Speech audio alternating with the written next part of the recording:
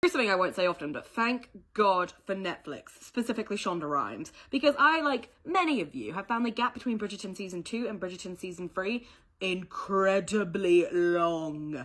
And so the logical thing to do during that period when you're craving the Bridgerton material is to read the Bridgerton books, which is what I have done. I have never read these books before, and so this was the first time for me. And I'd heard that they were slightly different from the show, and that some people were like, I wish they'd stuck more to the books. Thank God they didn't. I've read the first two Bridgerton books now. I've read Daphne's story and I've read Anthony's story, and I'm just about to start Benedict's, and I actually really enjoy them. I thoroughly enjoy these books. I think they're great.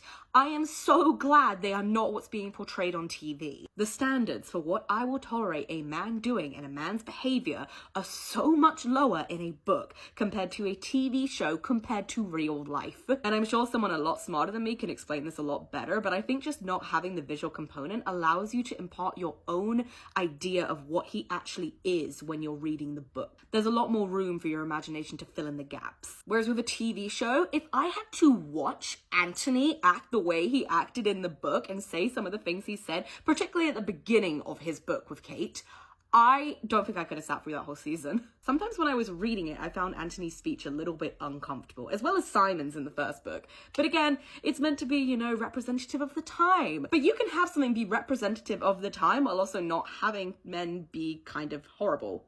But if I had to watch a man who's meant to be the main love interest of this show, and he goes up to the girl he's meant to be having this flirtation with, the one is his true soulmate, and he goes up to her and he just starts saying, like, it's my right to take what I want. I own you. Ugh. No.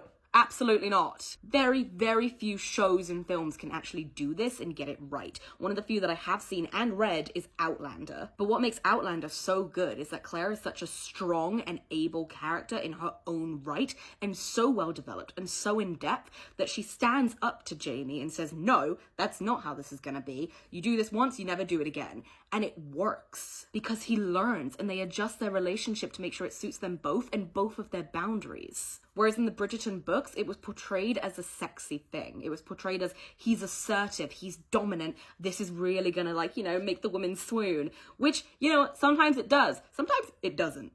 I also really appreciate that the show fleshed out the female characters a lot more. The only thing, and there's only one thing that I actually read in the books that I thought might be really cool in the show, was Kate's fear of storms. It's kind of touched upon in the show, but not as much as it is in the books.